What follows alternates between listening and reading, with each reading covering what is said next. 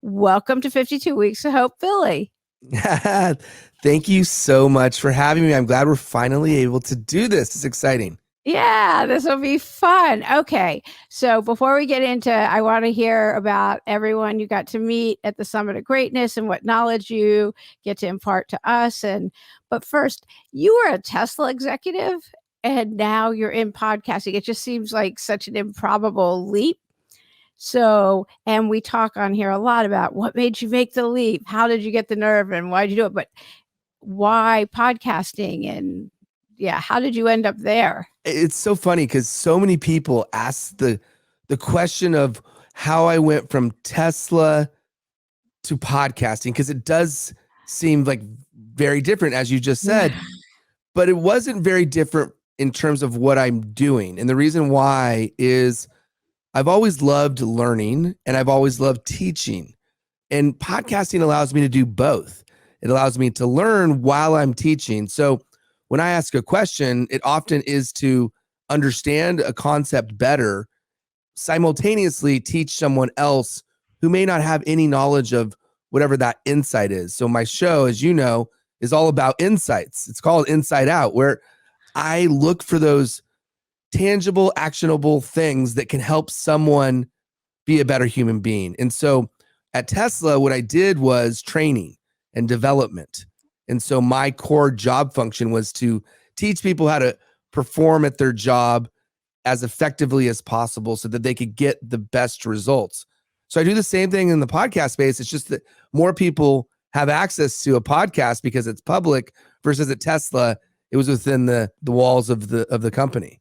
Okay, that totally makes sense. And how did you end up in podcasting? Yeah, so I had a lot of people tell me when I left that I should look at potentially being a podcast host. And they just thought I'd be good at it. They knew I was inquisitive. They knew I liked asking questions. And it just made a whole lot of sense. And the other thing is, I find that the human voice, the vibration of the human voice, the intimacy of a podcast allows you to connect with someone on a really, really deep level. And that was a powerful proposition. So I did it because I felt a connection to do the same thing I was doing at Tesla so that other people could hear and other people could gain insights or inspiration or strategies to do more with their life. We only get one life. So how do we do the most with the life that we're given? Yeah. So you have a whole podcasting company now where you produce and do podcasts for others. So which came first, your own podcasting and YouTube and everything, or your company? Company was born out of a necessity for me, because I realized when I started my show that I can't do it alone. I needed to bring a team. And in order to bring a team, I had to find the right people to do the things that either I didn't want to do, or maybe I wasn't as qualified to do. Some of the more technical pieces, I didn't know how to edit audio. I didn't know the nuance.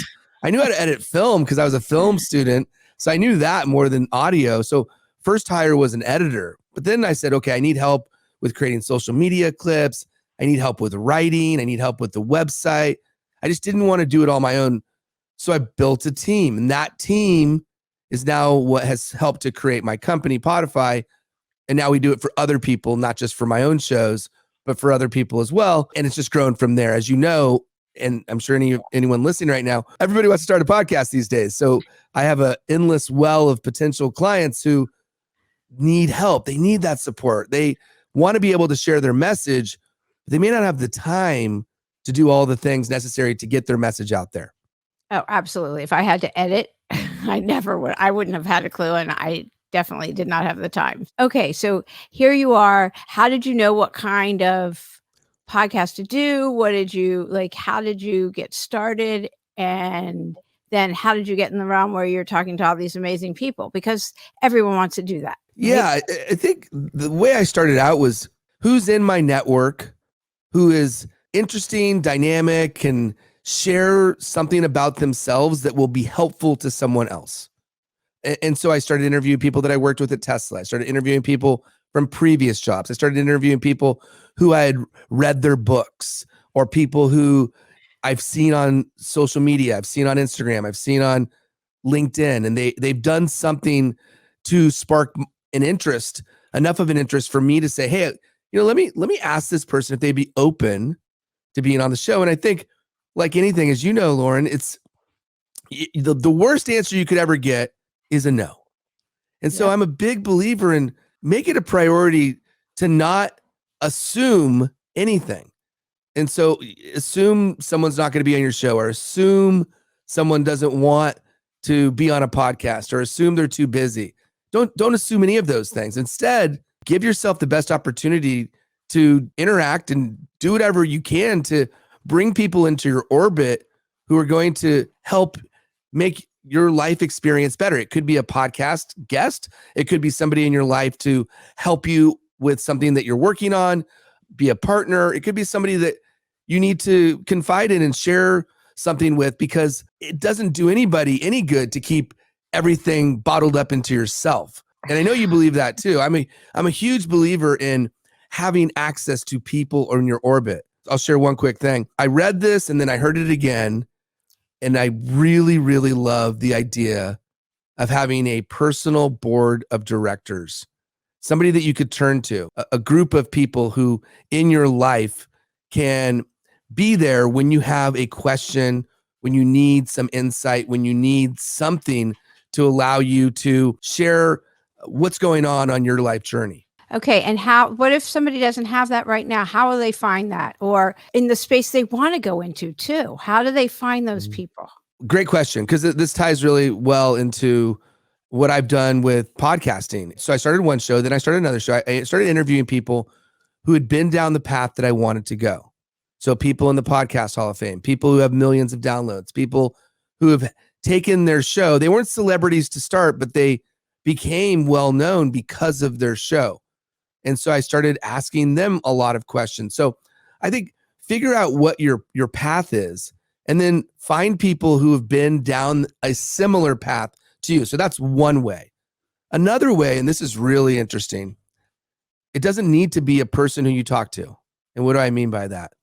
It could be somebody who you intimately know their story. This could be somebody famous, could be somebody deceased that you knew.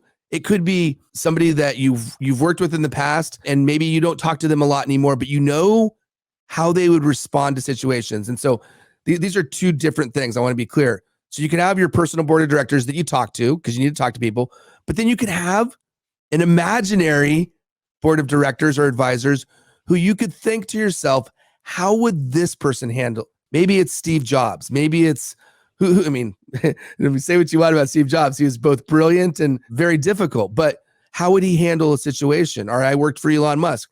How would Elon handle a particular situation? And so I think you can Elon do both. or the one now, but yeah. Don't get me started with that. But I mean, like for Elon, it's like a first principles thinking. Like the reason his company is what it is because of a very simple philosophy called first principles, where you don't reason by analogy, but you think about every problem that you're solving from the ground up, not using what is already in existence as a model to start from, but to think, what if we just built this from scratch? Which is great. You get to be creative. Yeah, totally. Opens up your imagination. Yeah, it totally does. You get to put your own handprint on everything. So I love that. So, and it reminds me of when you're having a problem and you just journal, and then maybe you're having a problem with someone else and you write a letter to that person, but you don't send it. You do not send it. And I was taught you handwrite it because that's from your heart.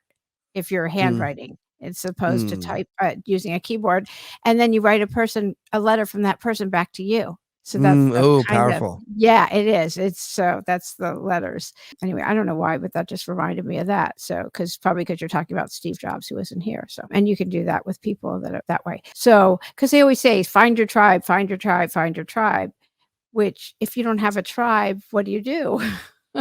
And here you want this tribe of people to gather around you to help you because you have this dream and you want to start taking action because life's in session. You have to, even if it's 15 minutes a day towards that dream, it's something. And then, you start taking action towards it. So those are great suggestions. Do you have books then in particular that you turned to or that really motivated you? Yeah. And I'll say, based on what you just said, is no one ever finds their dream alone. No one. No one ever finds what they want in life by just doing it completely on their own. There's somebody or somebody's with them. So there's a certain amount of controversy over this book, but the book Think and Grow Rich, one of the things that it does is talk about this very concept of having this. I don't think they use the term personal board of directors, but it's like having this group of advisors. So it's like, you think about people in history, Nelson Mandela, Abraham Lincoln, whoever it is, right? And especially if you know their story, Albert Einstein, you know their story. And by the way, become a student of their story if you don't know it. Study up on these people and think about how they would make decisions, how they would solve problems, because ultimately life is a series of experiences where you are making decisions or you're solving problems. Okay. And it could be that you come into a situation where you think you have the right answer. You think you know exactly how to handle the situation based on your own previous life experiences. But the problem is you're only basing it on that data input. But when you bring other experiences into the table, and you can then start to process things using the minds of other people. Again, this is all, it's a mental exercise. You're expanding the scope in which you're looking at the world. The interesting part of life is that we only look at it through our own eyes. Yeah, it's only our own lens. And when you talk about you can't do anything alone, I mean, we're not wired to be alone. Humans are not wired to be alone. I've been doing a whole thing on loneliness and isolation, and it just, we are not. We are meant to be connected, physically connected. Texting does not count. Zooms don't count. I mean, it feels like, oh yeah, I was on a Zoom. It's not. When you're connected physically, you were just at a conference. It's a whole different experience. You're like, oh yeah, I like being around people. I mean, you've got your son and your sporting events, so you're around people more than I am anymore. Now my kids are a little more grown, and when I go to conferences, I'm like, oh yeah, I have to do this. I'm talking about it all the time, but then I'm isolated working from home and stuff. So I forget, even though I talk about it. And it's really important that we're physically connected, and it's harder these days. Connection is the window to happiness. Yeah. If we don't connect, and I mean really connect with other people, it's going to be hard to find happiness. There's so many things that happen in our lives, obstacles, challenges, valleys, and also the high points. And if we don't have people to experience all of those things with, life becomes lonely and life becomes very challenging. I look at my life and I think to myself, how fortunate I am to have grown up with parents who taught me the power of connection. My dad is a world-class networker, and it's not just about networking, by the way, but he's building relationships. That's just the word that we use to describe the act of building out a community or a tribe or a group of friends. Because for him, networking, it's not just about business. I mean, he's networking to laugh. He's networking to find lifelong friends. And so I'll share a quick tip that might be helpful. One of the reasons that I've maintained, and a lot of my friends will tell you this, that I've maintained long-term relationships is that I don't forget to reach out. And what I mean by that is I think we get so caught up in the day-to-day that we don't carve out windows of time to reconnect with the people who we've once talked to a lot. We have these seasons of our life, we could be colleagues at a certain company, or parents of a baseball team that your kid played on, or college friends. And most people go through life making those friends, and then those friends wash away. I believe that you can continue to have those people in your life if you take a small action, and that's just to reconnect.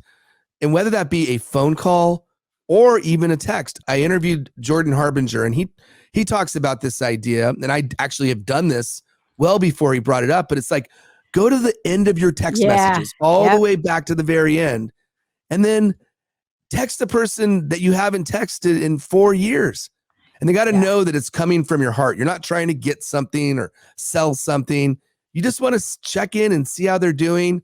It's not urgent, but wanted to reconnect. And this helps to create new portals to weak or dormant ties or people you haven't talked to in a really long time. Yeah. I love when he says to do that. It's just, it's a reminder. I was like, oh yeah.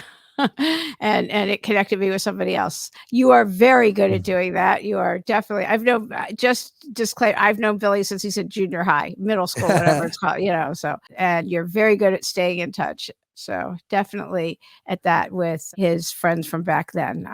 So I saw him play baseball in high school and stuff like that. Like I remember you back then. So So yeah. funny. Yeah, it is. It's really funny. And the Think and Grow Rich is very, I mean, that's, kind of a classic old school book from, oh my gosh, so many years ago that is still referenced by a lot of leaders today. So what's the hardest challenge that you've overcome and how did you do it? And I know you've been through a lot recently and well, really even in the last year. Yeah. There's been quite a lot. And you're very open about it on LinkedIn. So, which is not real life. Social media is not real life, but you are very open about your life. The thing I would say is life is going to throw you curveballs throughout. Okay, I'll use a baseball analogy. I'm a baseball guy. It's going to throw you those curveballs. And I've coped with the curveballs because I've had people in my life that I'm able and willing to talk to. And it's not just making a post on LinkedIn. Definitely the hardest part of my life has been going through the pain and suffering of trying to have a second child.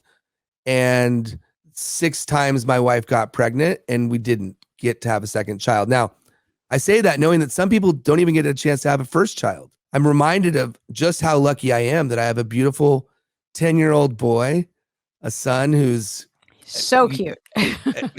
Yeah, I'll let you say it, but he is, and he's just a great kid and could not have asked for a better human being to bring into the world. But that doesn't take away the fact that, especially watching the heartache, not saying it wasn't hard on me, but I can't even imagine how exponentially harder it was for my wife. So I'd say that. And then, of course, you referenced it. This year, my wife was diagnosed with breast cancer.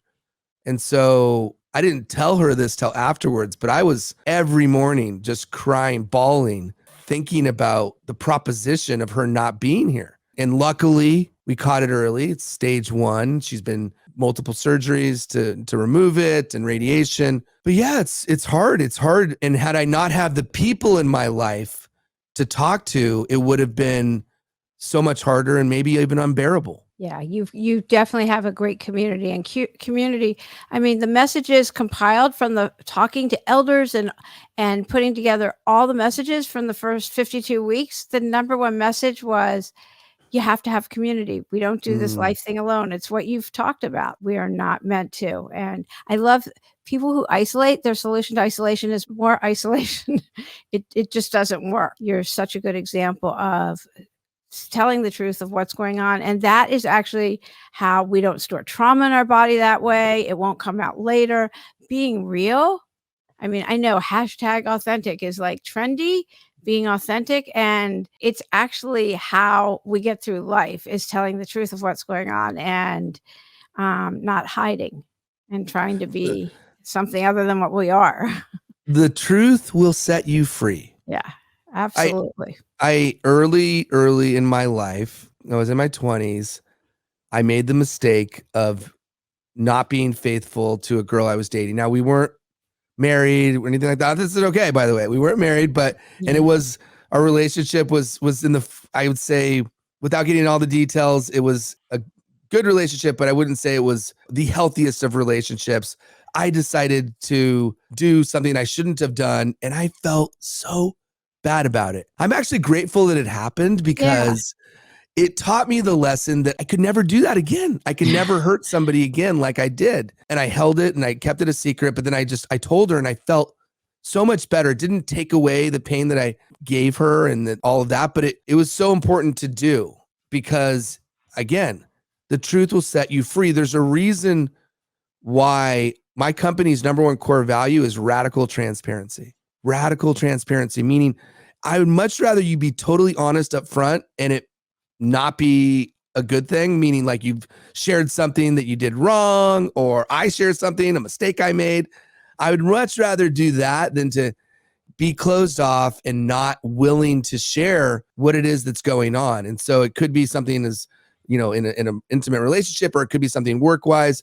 I'm so with you. Like, if you bottle that stuff up, I mean, it's toxic.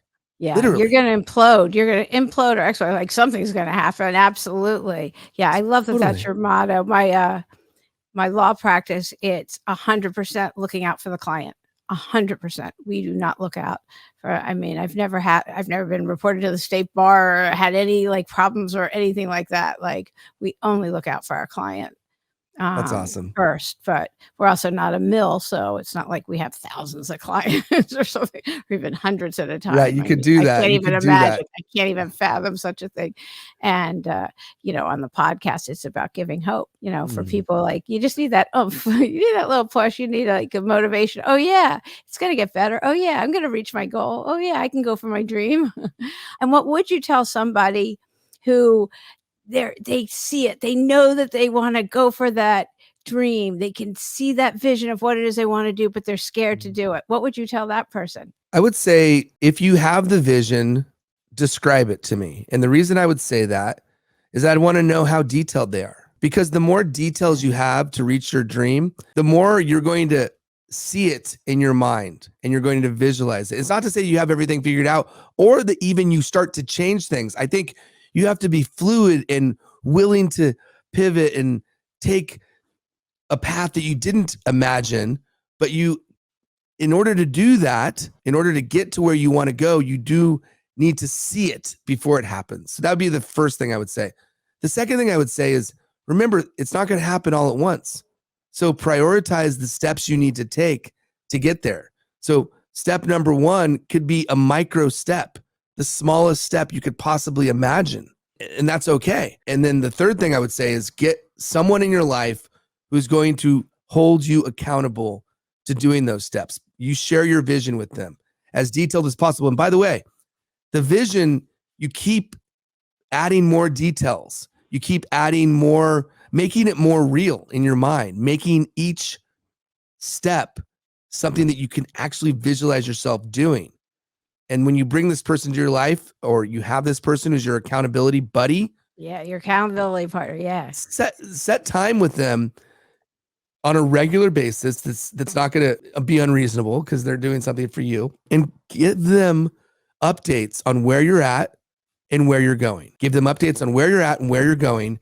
And then when you follow up with them, your next meeting, you do that same thing again. And you keep giving them those updates of where you're at and where you're going, while also letting them know if you're making some tweaks or changes into the map or the course that you're taking. So those would be a few things. Oh, that's so good. And being fluid is like key. Definitely. Yeah, you just described manifesting. I mean, that is how we manifest our dreams. Absolutely. I was taught for manifesting a partner is analogized to when somebody goes to order coffee. I'm not a coffee drinker, but yeah, I mean, I've heard enough people order coffee that nobody says, I want a coffee. They like, I want a latte, hold the this, give me extra that, like, it's all very specific. Sure. That you make a list of all the qualities that you would want in a partner. And don't forget it monogamous, and don't forget straight. If you want straight, and if you want monogamous, if you want gay, like, or if you want trans, whatever you want, like, put that on the list. And I was like, oh, because I wouldn't have thought of a few of those kind of qualities. And don't put the physical attributes, go. Those change. But if you want somebody with family values, if you want this, and then to visualize it. This is all Ariel Ford. She's one of the early episodes. She's fabulous. Awesome.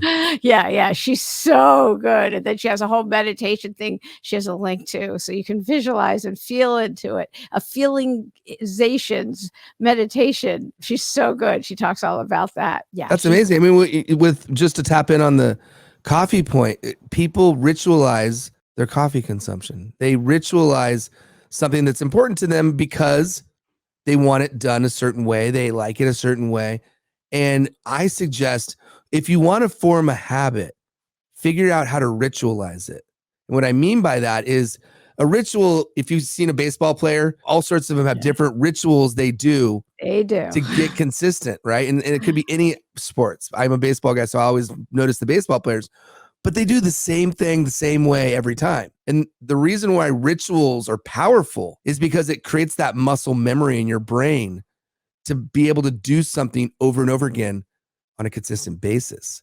And if we want to do anything, consistency is always going to be the lifeblood of results.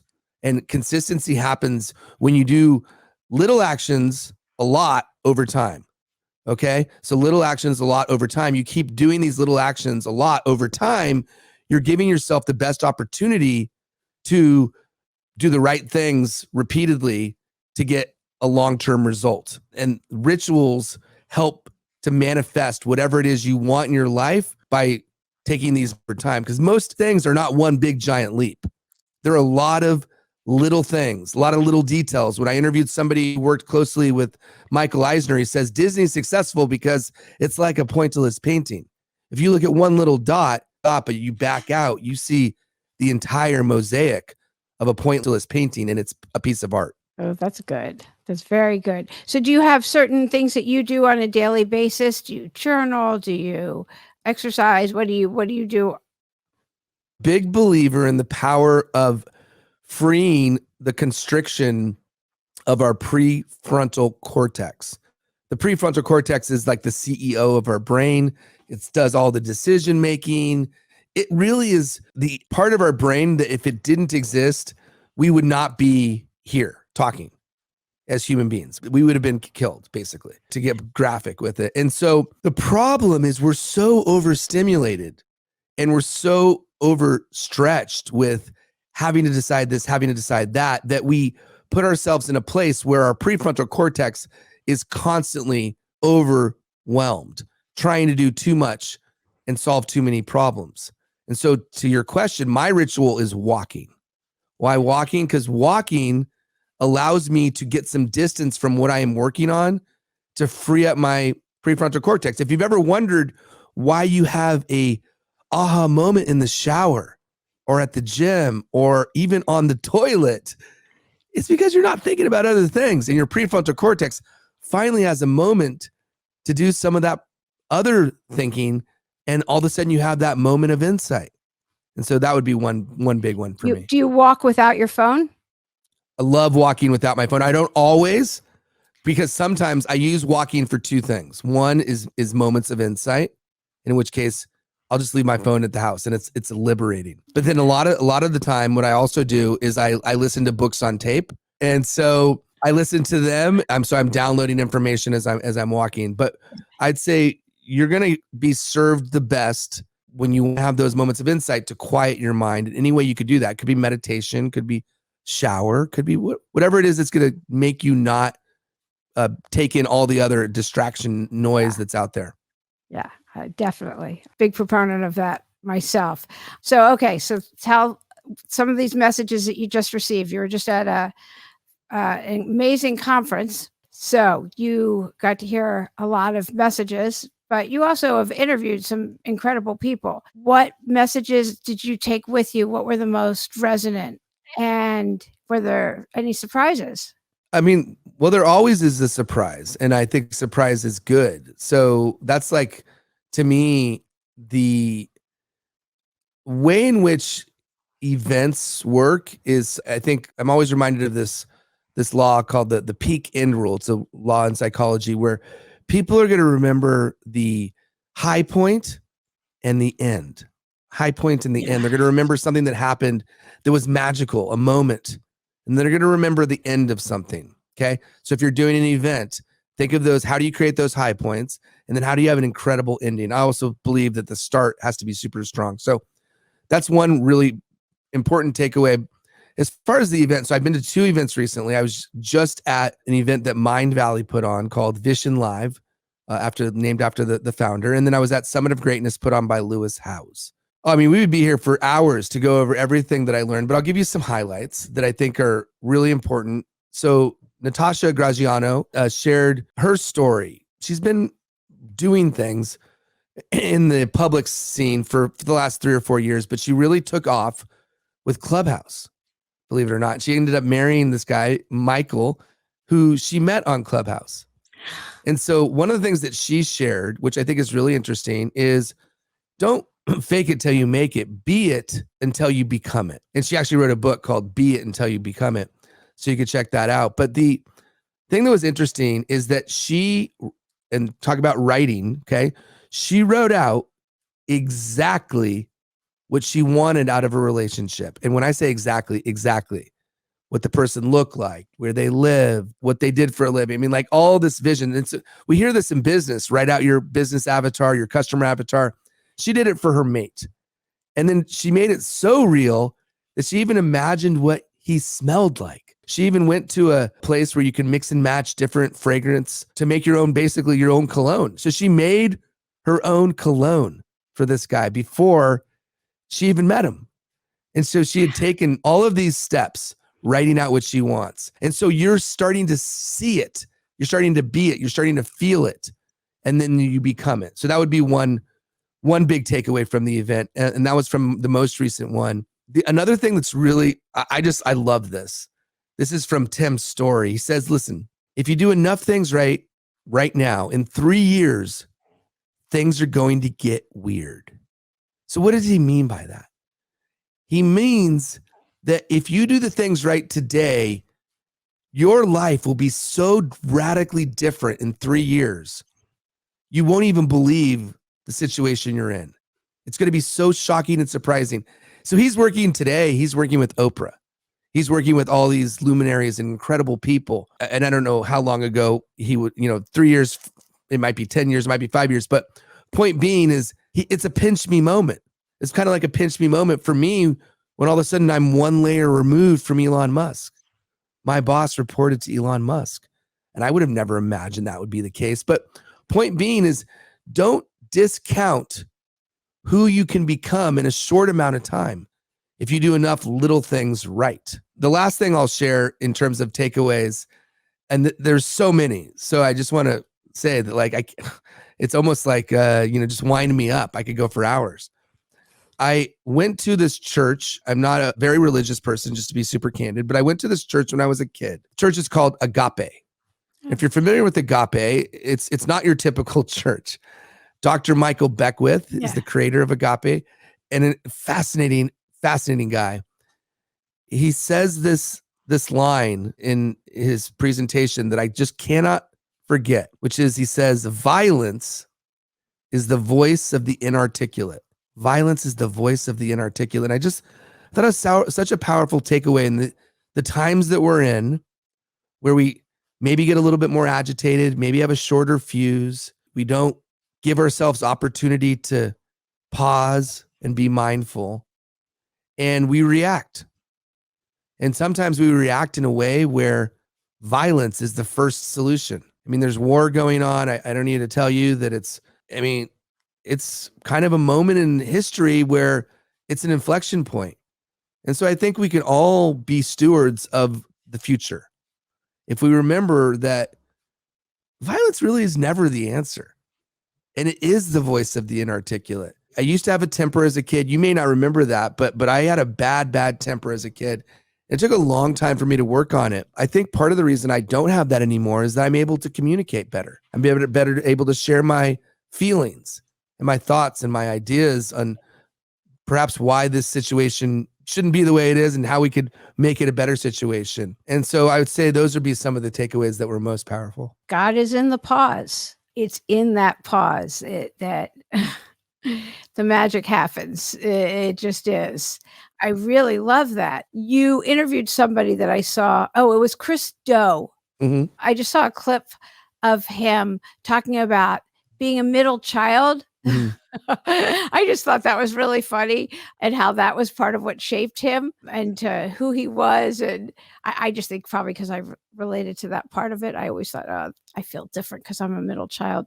And my parents were, I was not raised at all like you. They were kind of gone. But my mom went to one PTA meeting once, and they talked about the middle child syndrome, how the oldest gets all the privileges, the youngest gets all the attention. So don't forget the middle child. And I thought, that's why I feel different, because I'm a middle child. So I always perk up when I hear things. And he had said something, and he said that was something about what shaped him. So I thought that was kind of an interesting story. I mean, because of your podcast, are there any common themes that you've heard, or any really standouts that maybe you've incorporated into your life? I'm sure you've incorporated plenty into your life. I mean, just from people I've interviewed, I breathe differently because of like Yeah. what I've learned. And there's plenty I incorporate. Half the time I think it's for me, the people I interview. But how about you?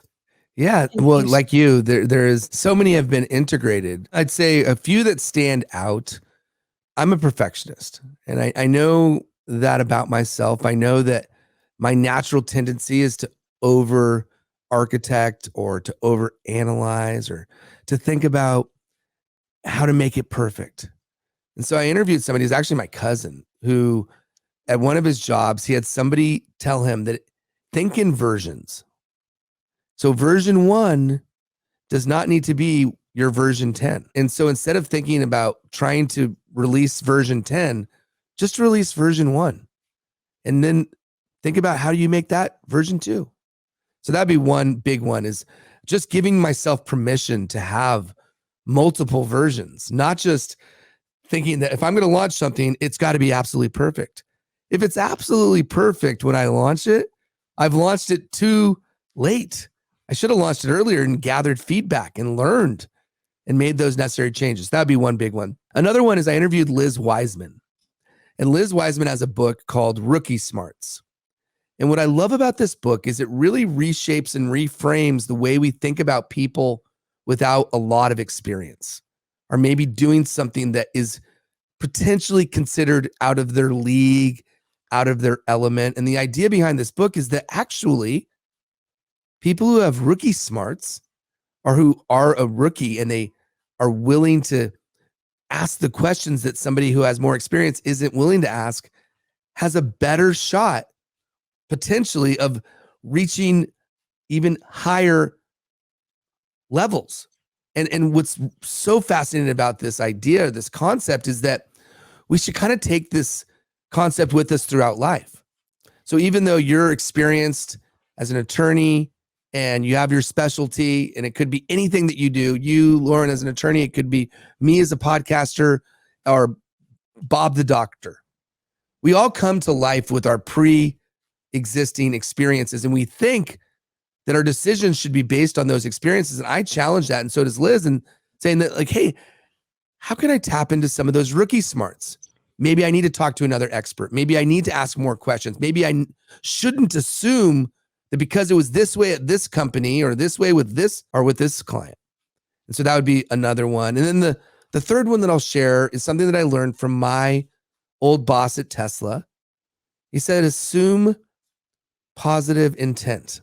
See, often we go through life thinking about all the different things that somebody is doing to us, or saying about us, or acting towards us. And do they have bad motives? Are they doing it because they don't like us, or because they are jealous of us, or because they don't want us to succeed?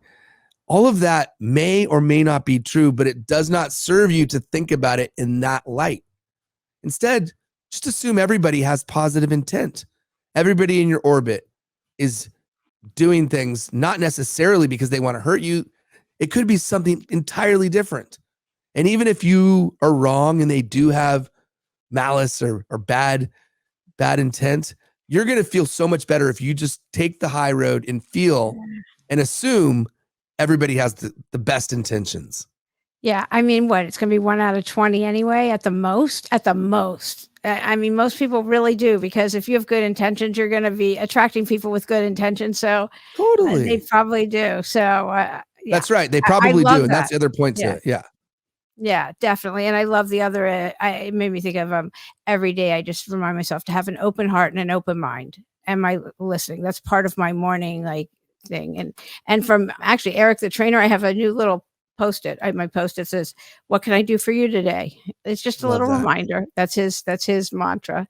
I mean, I try to come at everything from love and service. The other number one message from my first 52 weeks, besides community, it was love and service. Do you have a message of hope you want to give? Yeah, I do. I'd say the message of hope is that time heals all wounds.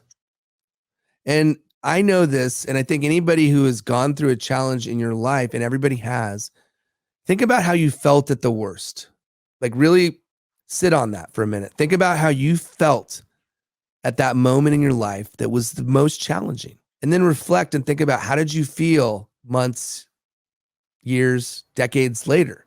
I get it. There are some painful things that happen in life that you're always going to have a part of it. I'm not saying that things just wash away, but what I do know, and I know this very, very well, because I know how I've been heartbroken. I've felt pain. Life does go on, and time is an incredible healer. I mean, let's face it, women, I mean, they can have another child because, I mean, I haven't had a child, but I know labor is hard. And I think most women, if you ask them immediately after having the child, do they want another one? Probably be no. But there's enough time in between that they can do it again. And that's just one, fun example. But the point is, hope happens when we believe that there's a better end, that there's something more that we have to live for. If we didn't have hope, we would just choose to not be excited about the moments of our lives. And we would choose not to make each of the moments that we have as amazing as possible. And so my message of hope is to remember that no matter how you're feeling in this exact moment, even if it is in a moment of sorrow or sadness, that you always feel that way. You won't always feel exactly like you feel in that given moment. And the mind is so incredibly powerful. You got to fuel your mind and feed your mind and give yourself the opportunity to realize what it means to give yourself some time and some distance. And then you layer in the community and the connection with the people who are going to be there for you. And that accelerates the time, or the lessens the amount of time that it takes for that healing to happen. So I think remembering that and never ever forgetting that time heals all wounds, I think will give you the hope that there always will be a better day than what you're feeling in that moment of pain. Yeah, definitely. It all passes. Everything always works out eventually. Maybe not the way we think it will, but it always does. I mean, human beings are incredibly resilient. Absolutely. That's why we're here. We're resilient people. We are. Thank you for being a guest today on 52 Weeks of Hope. I have one other question. Is there anything else that I should have asked you that you're like, we're going to be done? And you'll be like, I can't believe Lauren didn't ask me that. No, not at all. It was amazing. I loved it. I'm sure I will think of something, but no question that comes to mind that I wish you had asked me that. I think we've covered so much ground, and you've given me an opportunity to share hopefully some things that may help and may be a good reminder for me too. That's the other piece, is that there's some things that we talked about that I'm like, oh yeah, I need to do more of that, or I need to remember this. And so sometimes just through this conversation, and that's what I love about doing a podcast, is sometimes I'll hear the same thing from multiple people, and it'll be like that third time hearing that I'm like, you know what? I really need to do that. I really need to put those Post-it notes or whatever it may be.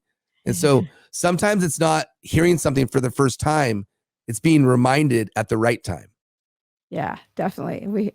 I think we hear what we need to hear too.